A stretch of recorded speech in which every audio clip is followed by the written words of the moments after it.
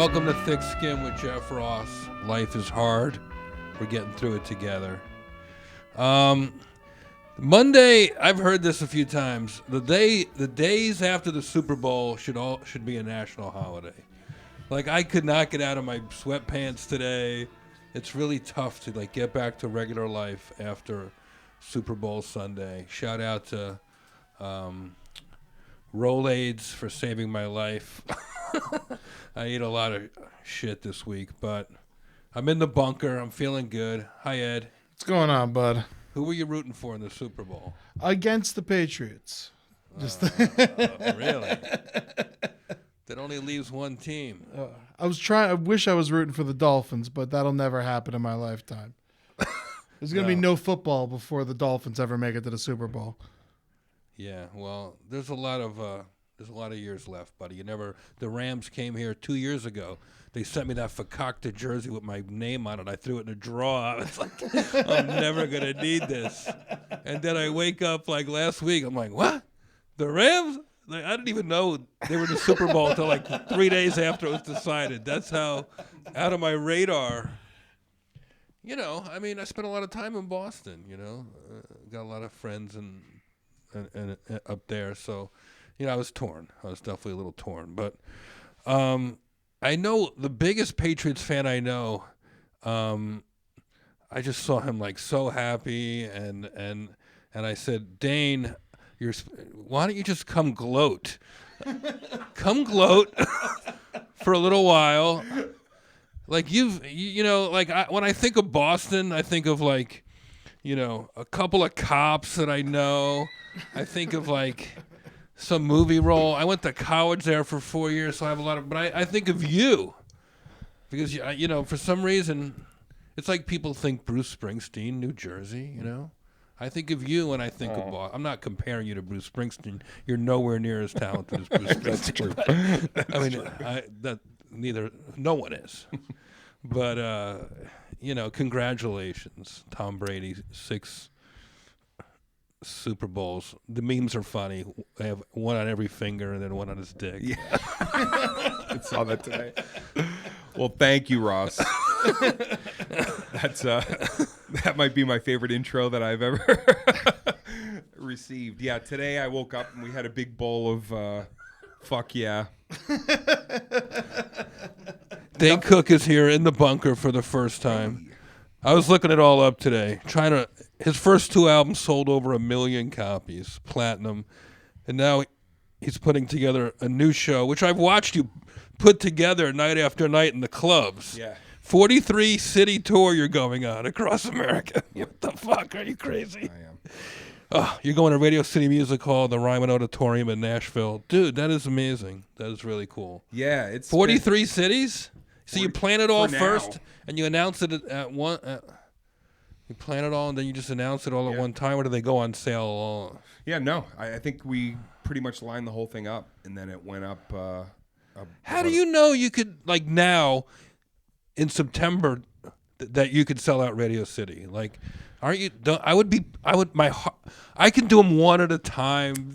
Yeah. If you're telling me in September what I'm going to be able to do, Well, if you want to book that room, that's basically how you got to do it. You got to get way, way ahead on a spot that it's like a wedding. If you want a Saturday night at Clinton Manor Caterers in 1967, you better call at least a year and ahead. That's it. So if you want to play Radio City, what night of the week are you doing it? Do you remember? It's a Saturday night show. So you had Damn. That's going to be a good crowd. Yeah, and that's probably why I booked it so late, because I was like, I want to get that weekend show, and I've never played there. So yeah, it's a lot of dates, but honestly, when you so feel Aretha Franklin canceled. And they slotted me in. They were like, "Hey Dane, this is with death." Dane, this is Lou with Radio City Music. We noticed on your calendar you're on tour, and we have some bad news. Well, you're the first to know this. Aretha Franklin passed away, and we really have the whole staff was looking forward to a big weekend. And I don't know what I'm saying. That's amazing, dude. It's pretty wild. Yeah, it's cool. Are you gonna bring people with you? Do you have Do you have cities that you have friends in? Is this a party for you, or is this like a little bit of a solo mission? No, it's one thing that's been really cool about the last maybe 7 or 8 years, 10 years is like, and showcasing other people, bringing other people that are on the rise and giving them your platform to hopefully find their own fans and break off from it. So I've been having like new guys that I think are on the cusp come out on the shows and give them a good chunk of time, make sure they make some good cash. Right. And then that's what we'll do this year. So and more people are actually asking to be a part of the tour this year. So we're trying to figure out who is going to go where. You're not going to film it for like a bad TV show, are you? Not filming it for a bad TV show. I'm going to film a special along the way, but I'm not going to do some weird like Lindsay Lohan. Tourgasm is the worst show ever. I'm just going to finally just tell you. But can I tell you how that happened? No, it doesn't matter. We weren't. Okay. Let me tell you how the Holocaust happened. I think you have 6 hours. Let me tell you this. We weren't making a TV show. You're on your biggest stand-up tour. It's the best, and then you're like, hey, we're all getting tons of pussy on Tourgasm, and then you don't show one chick in the whole fucking show. I'm looking at Gary Goldman's riding a fucking horse. We all had girlfriends. It was tough in the edit bay. But no, seriously, I was getting ready to do my HBO special. Chris Albrecht, who was at HBO, he said, what else are you doing? I had recorded that stuff just for fucking webisodes. Free content to give away from the tour. So I had a DVD with me. Albrecht's like, what is that? I go, it's just some footage from my behind the scenes. When I put it in at HBO, he goes, I'm buying that. Turn it into a show. So you had to. We had to. Ridiculous. It was really like... Just say no next time. Just say no. It's like, you don't drink. You have discipline. You're like a kind of a straight edge dude. Yeah. That's why I thought it was interesting, because it was a different perspective from the side that you're on that everybody has seen over and fucking over again. It's called Tourgasm, but the only one who got fucked was the audience who watched it. That's great news, Dane. Great news about the tour, man. Thanks, buddy. If you want to go see live comedy, it's like Dane and I have been going back to back in the comedy clubs our whole careers, way back to the Boston Comedy Club, which was in New York. Do we have a year on that? When was that? 94? I wouldn't even admit. I can't even imagine. All I know is a long time ago. Yeah. Probably even before that. It might have been. It was. I know it was early 90s. And I still have flyers from those shows that we were on. I live in denial, Dane, just so you know that this was all 4 months ago. Like, everything happened real quick for me. I don't know how I skyrocketed to the top of show business in 6 months. You're an overnight sensation. So I'm the marvelous Mr. Russell. Yeah, man. Those gigs were amazing. I remember the first joke I ever heard you do. What was that? I remember I walked into the Boston and you said, I'm Jeff Ross, but my real name is Jeff Lipschultz. And he said, which is Jewish for, you should change that. and it fucking floored me. And you haven't said anything funny since. See, this is how it is, folks. I'm like a comics comic, and Dane is like a plumber's comic.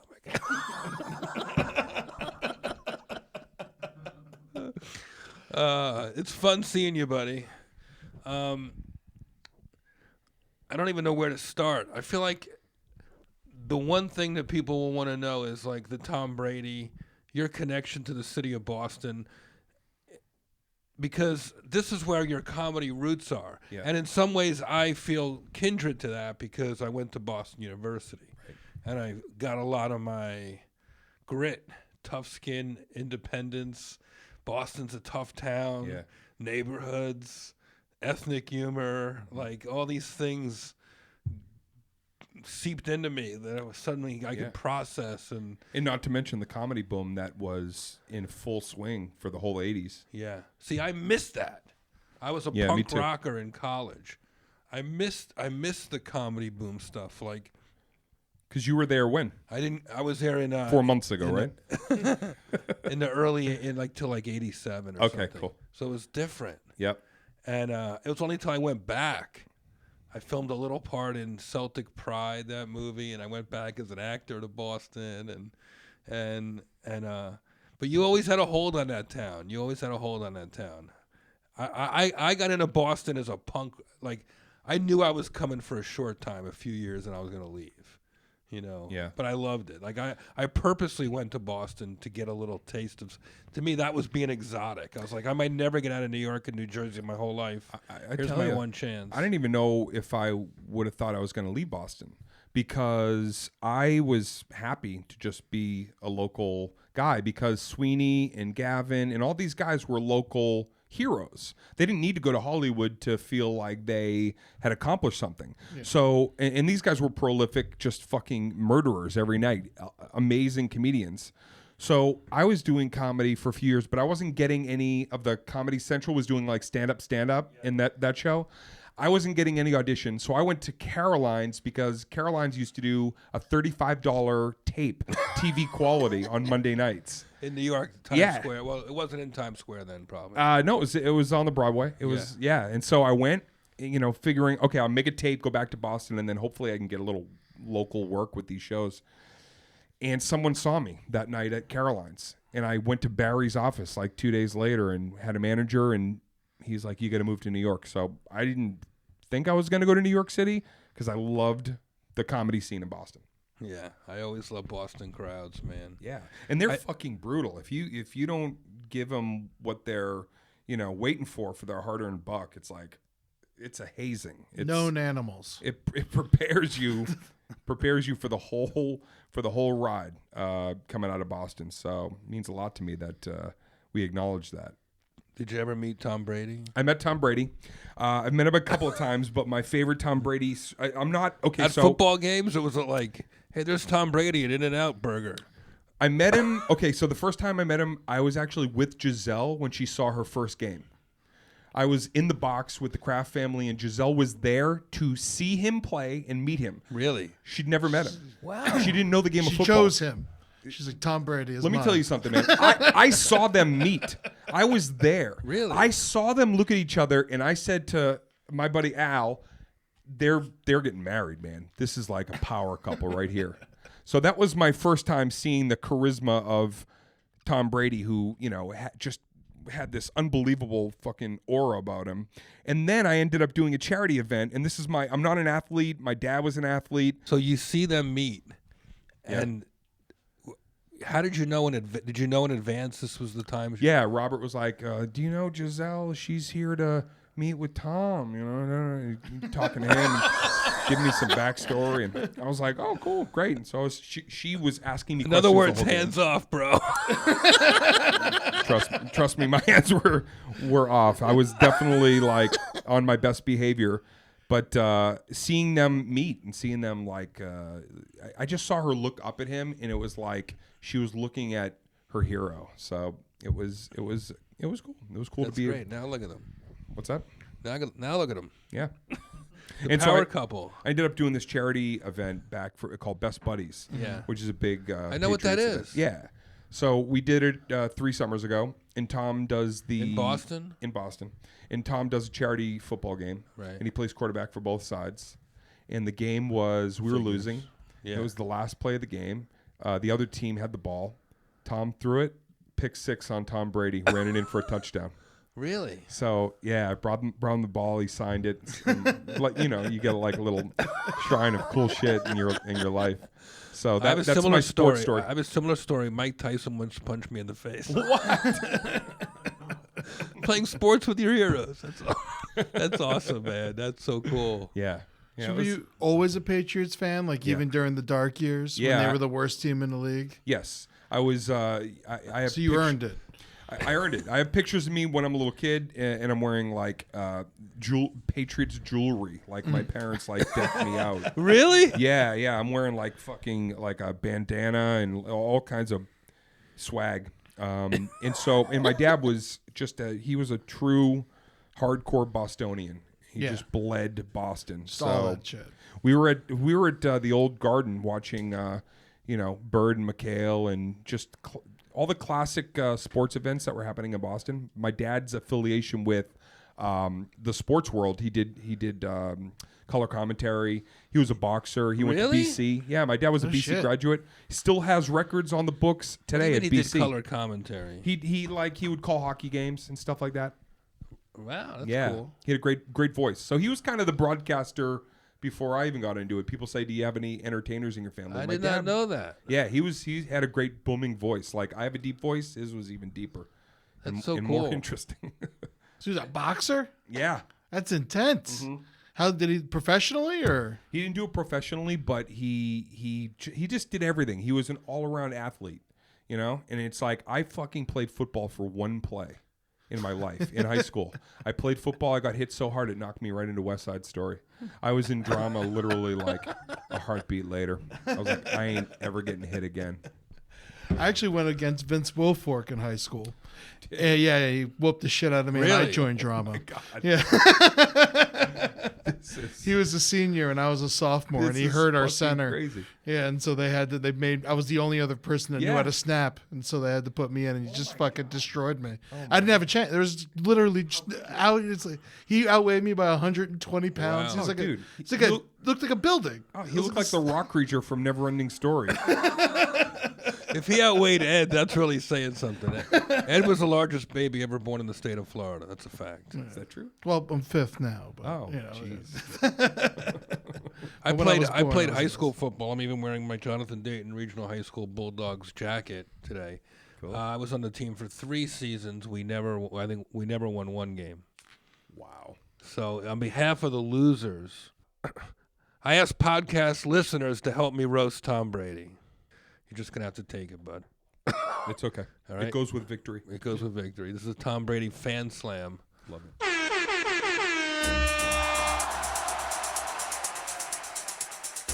Here we go. At the People's Jesus, this guy says, Tom Brady now has 3 more Super Bowl rings and Jeff Ross has jokes. I like that one because it's good to be self-deprecating for me.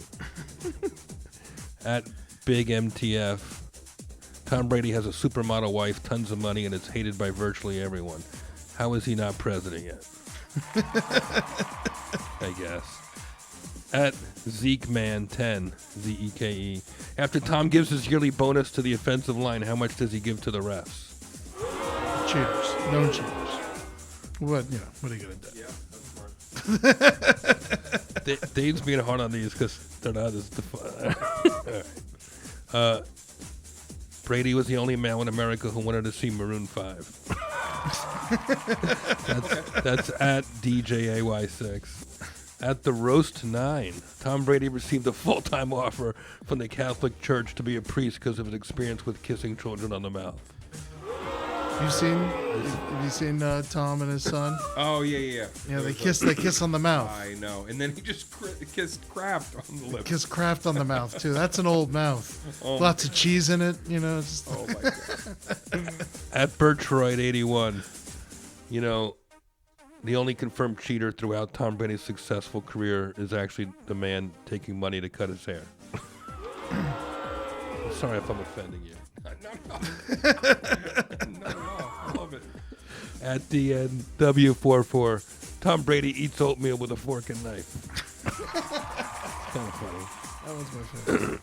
By the way, we had 250 responses. I'm only going to read a few more. Okay. Some were funny. We read them all, so these are the best. All right. Ed read most of them. I read every single one of them. It takes a long time. I read like 100 of them. Some of them are really just rude and mean. I know. Which is funnier than somebody trying to be funny. I'm wondering if I realize this is a tough room because we're doing this to a friend of Tom Brady's. This is weird, but I do think maybe we didn't pick the funniest ones. At James Remington, this one's funny. The only Brady slower than Tom is former Reagan press secretary James Brady. He's paralyzed. Terrible. I like this one. At CAIN Redux, Kane Redux. He says, when Tom Brady comes, he shoots out almond milk. Oh, he does. So healthy. 1 gallon for each almond. All right, well. Shout out to the fans for writing those jokes. Yeah, I got to congratulate the Patriots, but you got to shout out to the Rams, who didn't even have a team here like a couple of years ago. And at the end of the show, we always do a roast and peace tribute a little while for something that usually someone who passed away, but this week we're going to do the Rams season. Okay. So a little later. So it's therapeutic. This is cathartic for Rams fans. I'm sure it feels good for the listeners that are woke up losers today. Did you ever play football? And by the way, we were the losers last year, and that was fucking absolutely mortifying. Did it bother you though? I mean, with winning 5 other ones, did you really even care? Well, you know what? I was at the Giants one. I was there. Oh, okay. The perfect season that I went to. I'm like, I'm the jinx. I can never come to a fucking Patriots game again. Just got to sit at home and watch these. But it was nerve-wracking after last year. But I felt like this year we were on point. Those guys were. That defense was unbelievable. Best defense since 2002. Yeah. No, and I'm a Dolphins fan. I'm very excited to get Squish your boy. the fish. Get you, but your boy's coming over. Yep. He's taking over our coaching team. I'm very excited. I think that's a team on the rise. We're always on the rise because it drives me crazy. But yeah, no, I mean, always, preliminary on them. Do you think that it's impossible for warm weather teams to ultimately compete in the cold? No, we do all right. We do all right in the cold, surprisingly. I think it's harder for teams to come down in like December and it's 80 degrees in Florida and they don't know what the hell's going on. Right. And they have to sweat it out in the swamp down there. Yeah. That's insane. The Dolphins usually get the Patriots number at least once a season. Oh yeah. It's weird. They'll always beat them, and they're the only team that's won the AFC Championship since Tom Brady took over. I read a stat today that blew my mind, and then you can roast it, Jeff. Yes. Tom Brady has competed in 16.5% of all the Super Bowls ever. He has won 11.5% of all the Super Bowls ever. That's fucking insane. That is so crazy if you think about it. I really wish that he wasn't the best ever because the hatred, but he's clearly the best. Yeah. Yeah. Yeah, I mean, this kind of really sews it up, and the team's only going to get better next year. I mean, get your jokes ready for next year already. Why, they got a better quarterback than Tom Brady? We have 12 drafts. We have the most drafts. Belichick's so smart. Has been on Tom Brady's not going to play again. Yeah. Yeah. Yeah. He's got at least 3 more years in him. At least. He's great. He's one of the best in the league. Why would he just go out with the 6? Because he wants to beat the Steelers, who have 6, right? Isn't it the Steelers who? Yeah, they got the only 6. team that. Yeah, so he wants one more to say, best ever. Doesn't that tie Michael Jordan in all athletics too? He wants one more. They want one more. He'll get it. That team next year is going to make this year, and Josh Gordon's going to come back. He's going to be ready for training camp. That's what they're saying. You think he'll ever train another quarterback to be his protege? Do you think or is he too full of himself? I don't think they'll make him such an owner that he'll do it.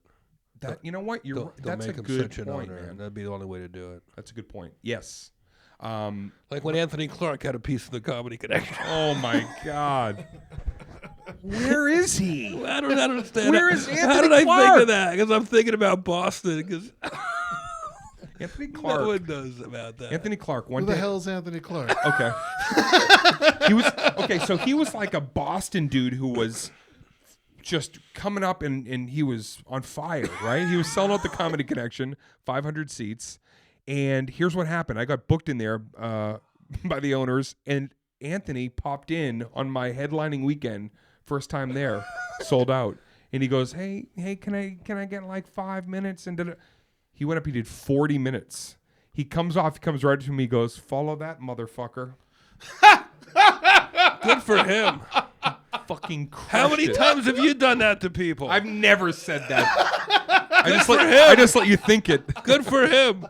That was his last show, but good for him. What? Oh my God. Come on, you've bumped 1 million people. You can't get Me? hurt that Anthony Clark bumped you and in the comedy. Oh, I didn't care. That was his home fucking I turf. don't care that he bumped me. I just it stung to have somebody that you looked up to come up and say, "Follow that motherfucker." Did you? I guess that was like. Did you? Oh, dude, of course, man. You know me. I'm a pro. It was your crowd. Once I got up there, I just, I did what any good comic that we've watched do after somebody has just come up and annihilated, which is you got to take the, air back out of the room and put it back into what it is that you're bringing up there. Because if you stay in their fucking air, you are done. Mm-hmm. You are done. That's the key right there. If you can figure out how to do that, and I just knew how to do it. So I was lucky, man. It was a fortunate night because I ended up having a really great set in my hometown. Shout out to Anthony Clark. I miss that guy. Clark, man. He's funny. Get back on stage, buddy. Hey, you never know. He could be doing it. I don't think he is, but no, he went and did that big sitcom, made a lot of money with my pal Alan Kirschenbaum. Yes, dear, and all that shit. Yeah. Wow. Yes, dear. Miss Alan Kirschenbaum. Man, those shows at the Boston were something else. The Boston Comedy Club on 3rd Street. It's a bar now. It's next to the firehouse, an old firehouse by the fancy restaurant, Il Molino. The Boston Comedy Club, right there. And it had a gritty vibe. It was dark inside.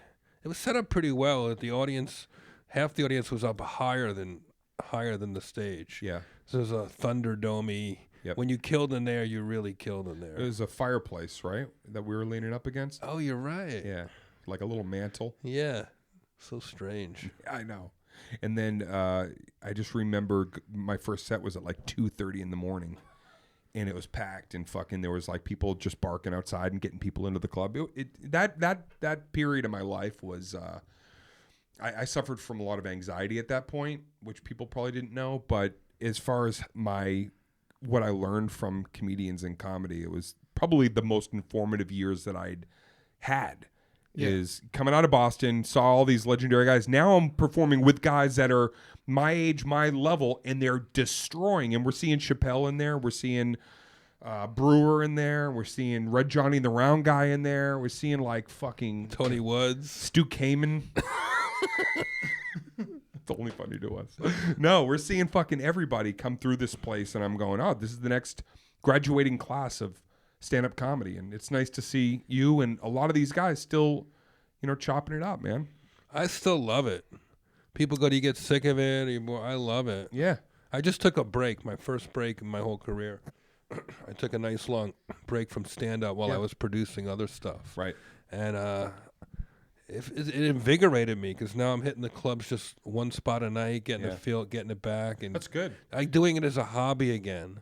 Right. And that makes it really fun. Well, somebody said to me a few years ago, like, why aren't you doing specials now after Troublemaker and all that? I said, I just want to be an open micer again. I go, because I've made it. I was fortunate enough to, invest my money well and be in a place like this where you can have a nice house, nice things. So it was like, I just want to go back to the lab, man, and just figure out how to be funny in my 40s, figure out what's funny now. I was a 20-year-old comic doing 20-year-old material for college kids about sex and drinking. I hit 30, life started getting in the way. My mom got cancer, my dad. I talked about that stuff on stage. I felt like I was really growing up around all you guys and seeing how everybody else was starting to put their real life into their routine. Really, it was really, it's been a phenomenal, and nobody will ever understand because we're seeing it from a view of understanding, and we know the sacrifice of comedy, and we're watching these trajectories happening from behind the scenes, and also knowing how much chaos and disruption is going on in a lot of these people's lives as artists. So the fact we're doing it and kicking and fucking, I'm 30 years in, and it's just, I'm grateful, man. So awesome. Comedy's big. It's like bigger than ever. We're doing Tourgasm 2 this season. we're excited. We're calling Tour Blue Balls. I'm just gonna keep bringing it up so you can. The Blue Ball Comedy Tour. That show should have been Borgasm. Has anyone made that joke? That's pretty good. When I came up with the title, I was like, oh, this is going to get roasted. I knew it. Forgot what I was gonna say now. You made me laugh. Fuck. No, but that is insane though. That they just like saw your special features and you're like, this is also a TV show. That must have been just, you must have been so happy. He just looked at it. He was like, "Listen, people don't All right, really enough Tourgasm. no." He's like, people don't really know you. He's like, so this will help people to get to know you. So Yeah, sure. I it like to was- ride bikes. I like to ride horses Scooters. with Gary Goldman. I really know you now. Does he even have to put his leg over? Or can he just like walk right on the horse? I don't remember. I don't remember. So here's what I wanted to ask you. Like, Okay. So, what a arena? You know, there's only probably a handful of comedians that have. We hear so much about like Sebastian and Kevin Hart and Yeah. people playing arenas. What do arena comics haven't? The small group of people. It's smaller than living presidents.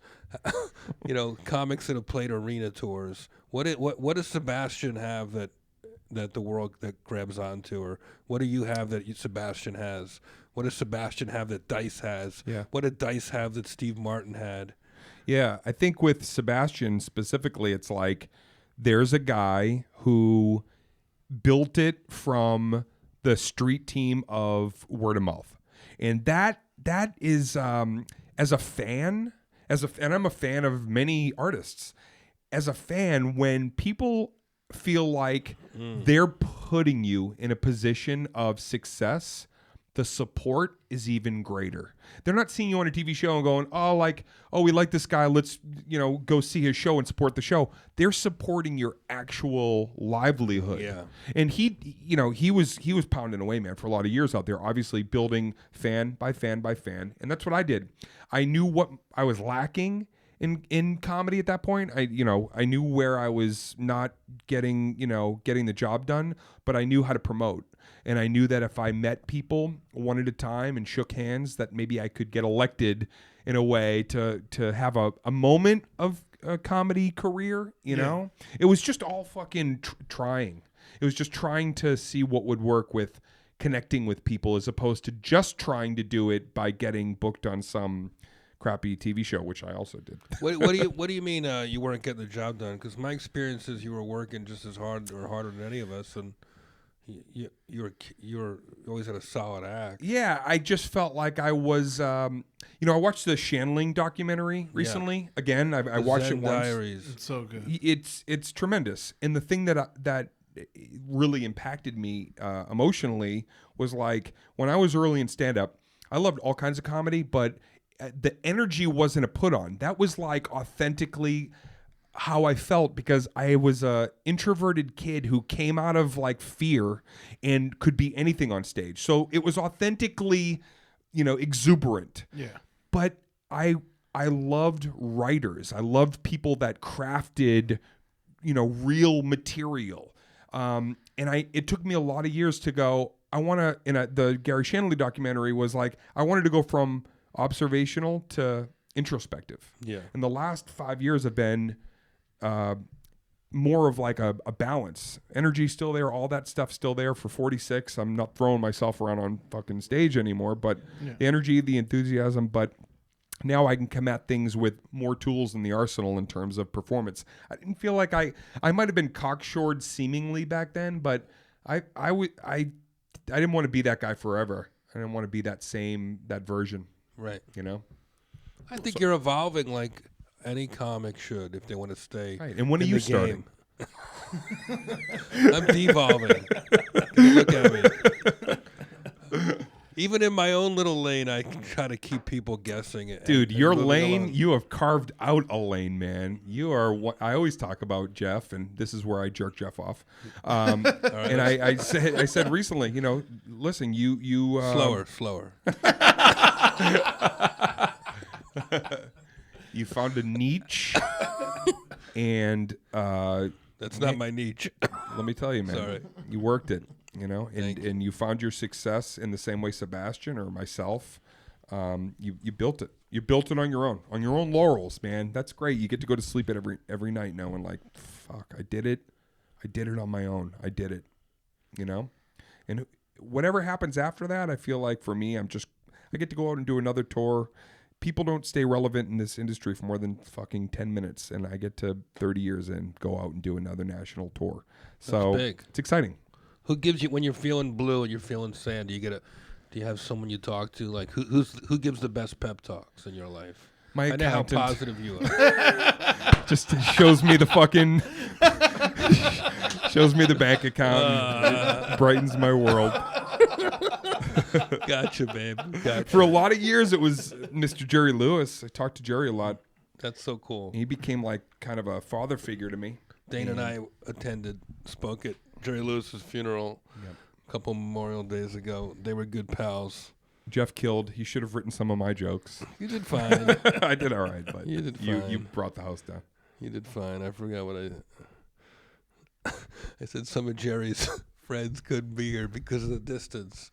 They're in the lobby. The socks joke is my favorite. This is like because Jerry never wore the same pair of socks twice. Until tonight.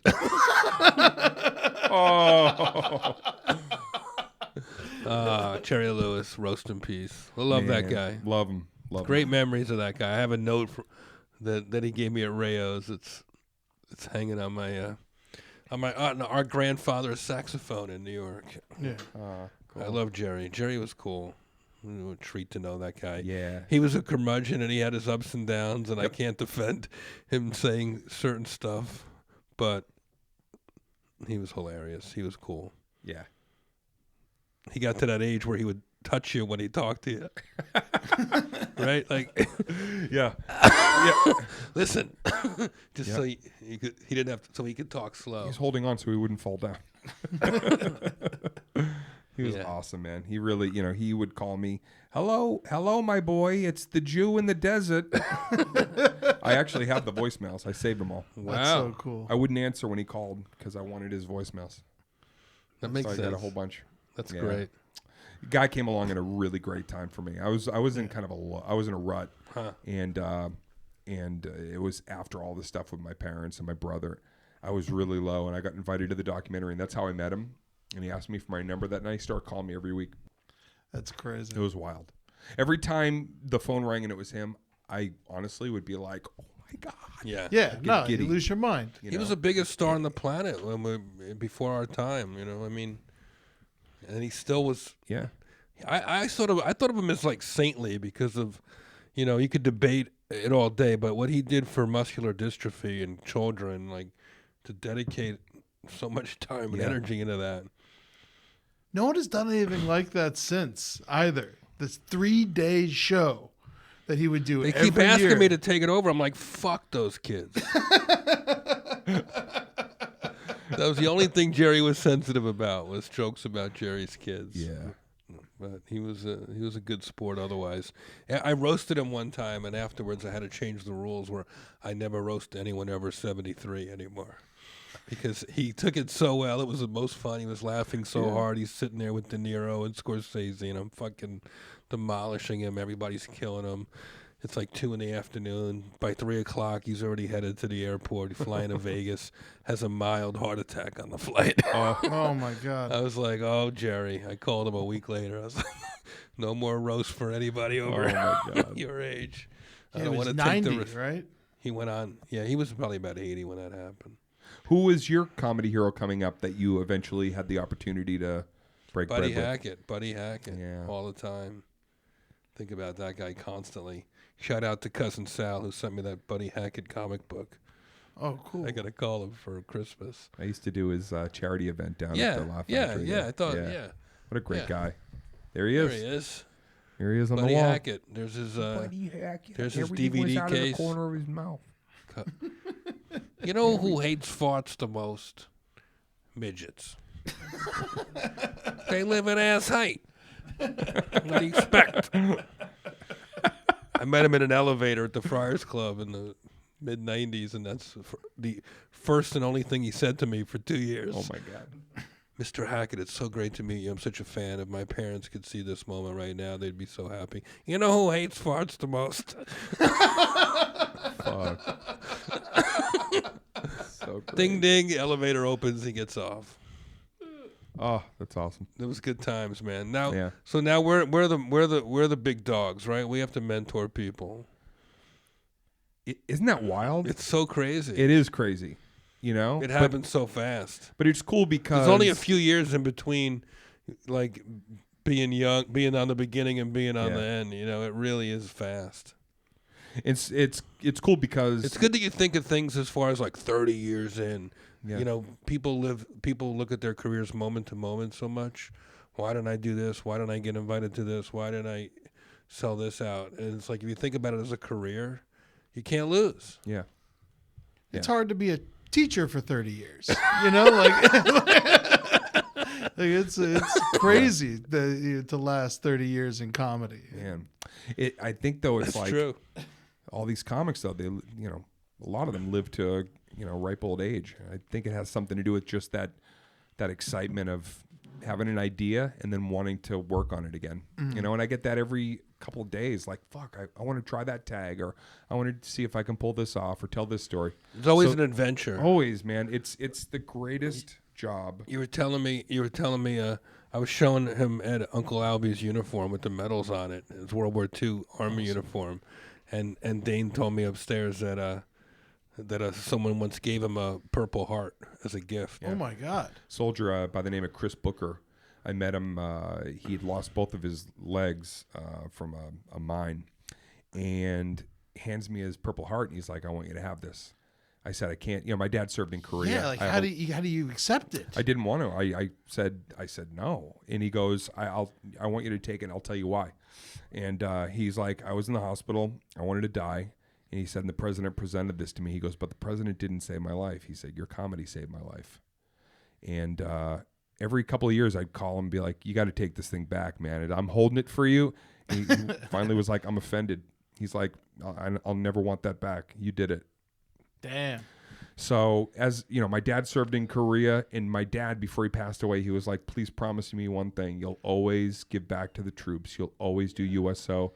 I said, "Dad, I promise." So that moment for me, it's like, of all the ups and downs in this career, I can look at a couple of things and go, it's all worth it for this right here. Mm-hmm. So, Yeah, That's beautiful. That's amazing. yeah, it's wild. That's good that you promised your dad that. And you're so great with all that stuff, man. Ed, how many Purple Hearts did Chris Booker send us at that?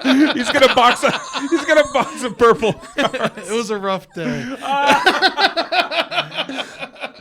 That's fucking hilarious. He's gonna box him. He's like a grifter. He's got like a box of. What do you want? Purple Heart, Medal of Honor. That's awesome. Oh, Ross. That's why you make the big bucks. How many USO tours have you done? I've done a bunch, man. I've done a lot of stuff. I mean, I've been overseas. I did Iraq and Kuwait. And I've done stuff at all the bases out here in California, and go back and do stuff in Washington. And visit the guys in the hospital. Work with the Wounded Warrior Project. I've done stuff with those guys. So just kind of anything I can. You should invite them when you do your East Coast shows or San Diego. Absolutely. Yeah, we did. So I try to open up a few seats at the military hospital. Oh yeah, 100%. Already on top of that. So that's great. Yeah, man, it's awesome when you can. It's like you can do stand up, you can have a lot of fun, but then all of a sudden you're like, oh, there's so many places now that I've been doing a long time that you can like just do something to give back and share the platform with other people. So it's been a good time. I think I'm more excited this year for this tour than I have been in a long time. Good for you, man. Yeah. I bet the fans are going to be excited to see you. Yeah. Yeah, they've been. I did like an underground tour last year just to see if I was still relevant and funny. You know what I mean? We get weird. It's like you stop for a minute and you're like, okay, comedy changes. Everybody's, there's a new flavor, new people. And I did this underground tour, and I was fortunate enough to get the. Yeah, you went to like some weird out of the way cities. I noticed. I just did everything, kind of like side spot where people could never see me. That's great. I gave them a $20 ticket and was like, just come to the show. I don't care where it is. But the feedback, I was like, I got to do this. I got to get out there again. So when Live Nation called, I was like, yeah, this is definitely great. time. So the tour is called Tell It Like It Is. Tell It Like It Is tour. Yeah. 40, how many cities? 47. Jeez, Good Louise. Lord. I think so. So what do you go to your agent's office and go, yes, yes, yes, yes? What do you turn down if you took 45? It was like 80 cities, and I'm like, okay, let's cut it down to like 47. Really? Yeah. He got 80 offers? That's fucking. That's crazy. insane. They weren't stopping. You're gonna have to shoot a special at the end of that. You're gonna be on fire, dude. Yeah, man, I'm psyched. How long do you do at those shows? It varies. I'm one of those like comedy purists. I feel like an hour and 15 is like a good amount of time to see somebody. Yeah. I know when you're seeing like a Chappelle or somebody that's prolific and kind of like going off the cuff, you'll watch that for a few hours. It's like an interesting lecture or something with great comedy in there. For me, I just give everything I have for that hour 15 and want to leave them with a great show. Sometimes an hour 30, but I feel like that's a good show. And plus my openers and stuff. So it's already like you're talking about 2 hour. Oh yeah. 2 hour thing. So you've done it in the round. You've done arenas. So this one's you're gonna be on a pedestal. You should spin around like. This one I'm not in the room at all. It's a hologram. I'm at home. You should just do a show like standing on top of satellite to all of Earth. Sebastian was in the round, I think, at Madison Square Garden. It was a pizza. It was shaped like a pizza. I mean, like, no offense, you're not the Rolling Stones. Okay. Like, how do you get a whole fucking stadium, just you and a microphone? That seems insane to me. I sold out 4 shows at Madison Square Garden with 1 MySpace post. 1. God. It was nuts. It said And I free did it in pussy. the round. It said free pussy, 8 p.m. I did it in the round because it was like, oh, shit, you don't have to lose any seats if you do it in the round. And I saw Carlin in the round in 77 on TV. Marty Callner who directed Vicious Circle. Right. And I was like, that's my forte right there. If I could perform in the round always, forever, I would. There's that one great spot on Long Island. They have a round. Oh, yeah. What is that? Westbury. Yeah. Westbury Music. Yeah, it's a good and spot. we had one in Massachusetts, too. South Shore Music Tent. It was awesome. I love the round. That's kind of a cool vibe. Well, good luck with that, man. Thanks, brother. It's going to be big. Thanks, man. I guess we should pay tribute to the losing team now. Yeah, let's do it. R.I.P. R.I.P. to the Rams. R.I.P. the Rams. California, Los Angeles. I feel your love and I feel your pain, and I thank you for your jersey. This is Roast in Peace for the L.A. Rams.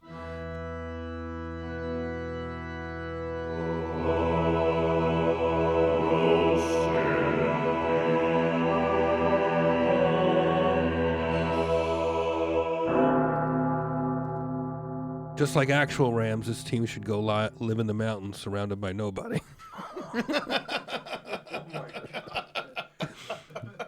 When the Rams moved to L.A. from St. Louis, I thought to myself, I really hope the rest of St. Louis doesn't come with them.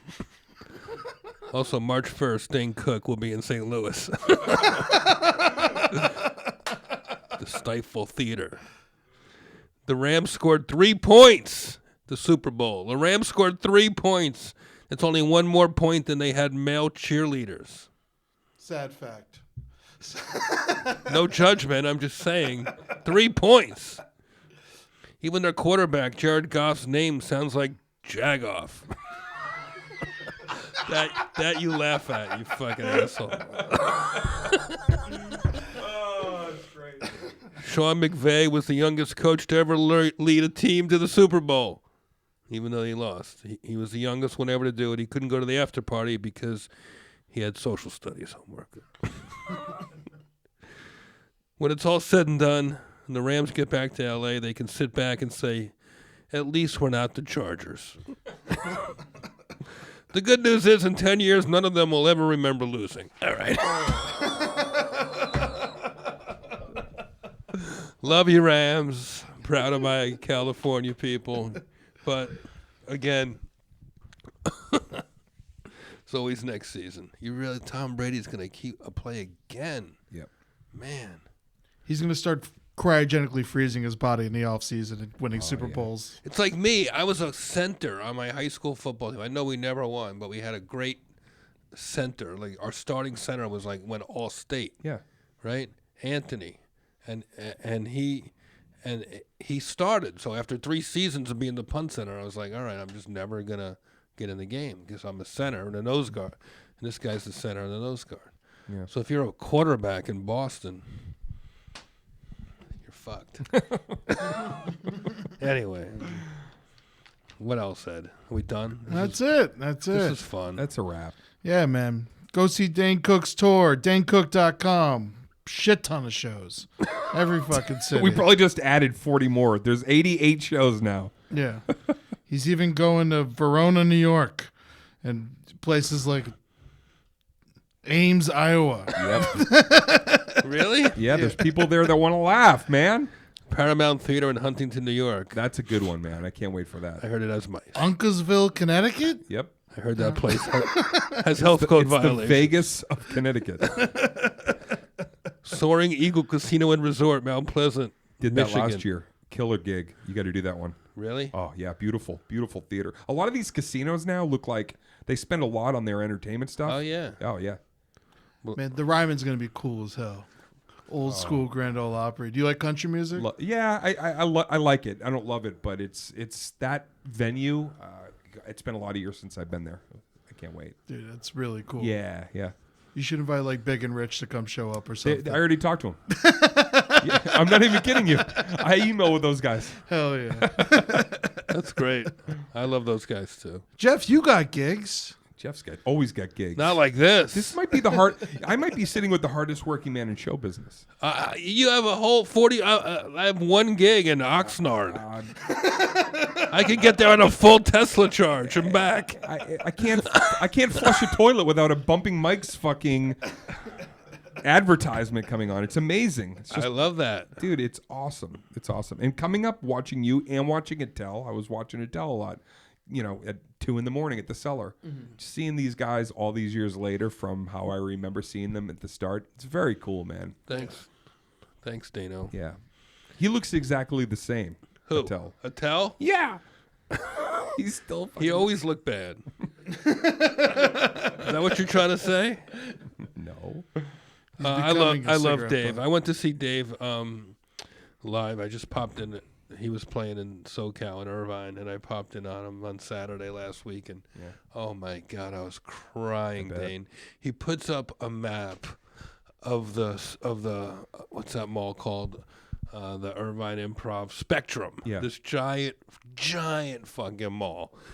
There's a LED screen on the stage now. Yeah. They've really fixed it up nice.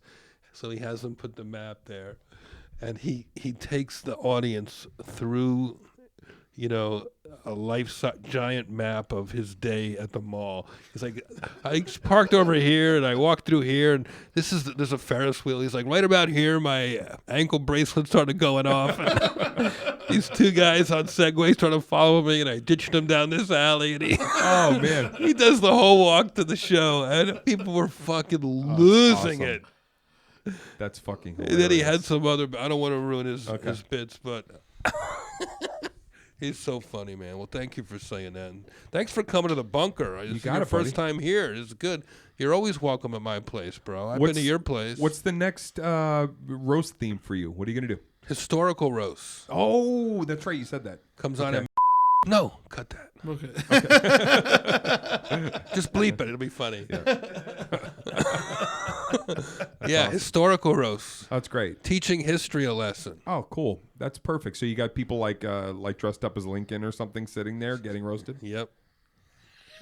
Celebrities play the historical figures. I still think, I told Jeff, I said, you should do Jeff Ross Roasts Religion and put a room full of everybody from every priest and rabbi Vishnu. and every, Or you could just murder me. That would be quicker. I think it would be classic. I think that nobody how could would it do work? that but you. It's you, Muhammad, Jesus.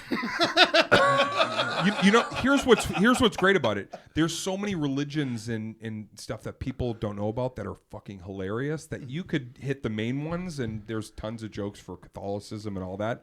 But then you're starting to get into fucking Wiccans and you're starting to get into some ass out weird Russian religions The and fucking devil. Scientology. Dude, Yeah, I'm telling you. that would be good. You could do that, man. That would be good. Only you could do that. That's something that nobody else could step into. I think in you'd be great Thomas Jefferson for historical roast. If you ever need me to fucking put on some kind of wig or whatever, dude. I'm there for you. I'm one of your biggest fans. Thank you, bud. I see you as an Amelia Earhart. Does that mean he doesn't even come, or He just disappears. No, that's good. That's a good joke, actually. But thank you, Dane. Thank you, Dane, Thanks, for your Ross. for your I love you, years buddy. of love you too, pal. And thanks for listening, everybody. Go to roastmastergeneral.com. See where I'm at. Ed, thanks, man. of course, so much fun always, man. Had a great time, buddy. Life is hard, but we're getting through it together. This show's cathartic. I really love doing it. Hit us up at roastmastergeneral@gmail.com. And we love to talk to people. Or thick skin with Jeff Ross at Gmail. We got both of them. We'll see you next time. Adios.